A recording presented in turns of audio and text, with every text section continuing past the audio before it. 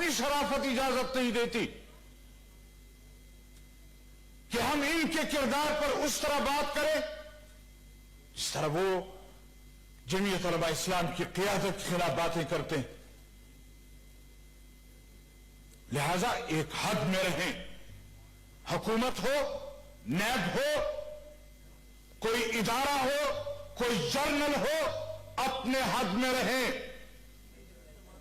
और अगर ये हद क्रॉस करेंगे तो फिर एक दिन ऐसा भी आएगा कि सब्र का पैमाना हमारा भी लबरेज होगा। फिर जब जवाब देंगे तो फिर ये लोग कहेंगे कि ये तो मुल्क के वफादार नहीं है। अभी भी कागज साहब हमें कहते हैं कि मैं कम से कम रा का एजेंट नहीं हूं। तुम किसको रा का एजेंट समझते हो? अगर मुल्क की बका के लिए, अगर मुल्क के मुस्तकबिल की बका के लिए आज पीडीएम बनता है तो उस पर इल्जाम लगा दिया जाता है कि तुम रा के एजेंट हो। आपका किरदार क्या है? मैं तो हैरान हूं कि काकड़ कौम वो एक गैरतमंद कौम है, लेकिन आज इस काकड़ ने अपनी कौम को बदनाम किया है। लिहाजा इस तरह की बातें यहां ऑन द फ्लोर और इस तरह के एक आला मजलिस में करना, मेरे ख्याल में ये हमारे इस सेनेट की तौहीन। मौलाना साहब, मेरे ख्याल में आप अपने पॉइंट्स रखें, ये जाती जो रेफरेंस है वो ना दें तो बेहतर होगा। वो जाती रेफरेंस पर ना आते ना, ताकि माहौल ना, वो भी जाती रेफरेंस पर ना आते ना। वो हमें अगर रा का एजेंट समझता है। नहीं, उन्होंने आपका नाम नहीं लिया, उन्होंने मेरा नाम नहीं लिया, लेकिन पीडीएम का नाम लिया है उन्होंने। चले आप पार्टी तक रखिएगा, पर्सनल बात में जरा। पीडीएम का नाम उन्होंने लिया है। मौलाना साहब, माहौल खराब होता है ना, इसलिए मैं उसको बचाना चाहता हूं। माहौल खराब नहीं करना चाहता, ये मुल्क खराब कर रहे हैं, आपको उसकी परवाह नहीं है। आप अपनी बात जारी रखें, अपनी बात जारी रखें। मुल्क को तबाह कर रहे हैं आप।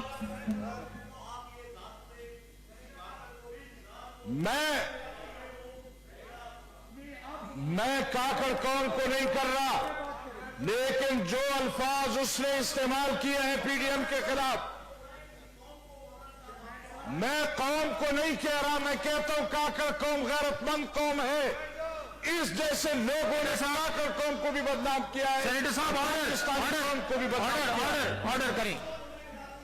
नहीं, आप बैठे, आप तशरीफ रखें, आप जवाबी तकरीर में बात कर लें अपनी। मैं ये समझता हूं, जी, मैं ये समझता हूं कि हमारे पार्लियामेंट की तौहीन की गई है, ये इस हाउस की तौहीन है। यहां इस तरह की जबान इस्तेमाल करना, इस तरह की बातें करना, अपने सियासी कायदीन के मुतालिक उनको रा का एजेंट कहना, इस पर इन लोगों को माफी मांगनी चाहिए। ये कौम की खैरख्वाह की आदत है, ये मुल्क की खैरख्वाह की आदत है।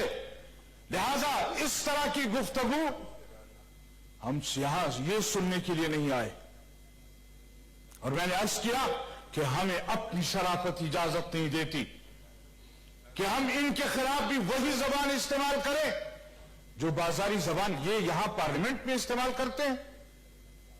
लिहाजा इस तरह की बातें अगर आप करेंगे, और एक हद होती है चापलूसी की भी, एक हद होती है बेहयाई की भी, एक हद होती है। आखिर किस हद तक आप लोग जाना चाहते हैं? हमें ये मुल्क अजीज है, हमें ये पार्लियामेंट अजीज है, हमें यहां के इदारे अजीज हैं, लेकिन आप तशरीफ रखें, मैं करता हूं इसको। मैं आपको मैनेज, ठीक, आप बैठे। मैं तकरीबन 14 मिनट आपने कर ली है, अब आप एंड करें। अगर काकड़ साहब की खिदमत में अर्ज कर दूं कि काकड़ साहब, मैंने वो बातें आपकी गैर मौजूदगी में की हैं, तो मैं आपके सामने भी करने को तैयार हूं।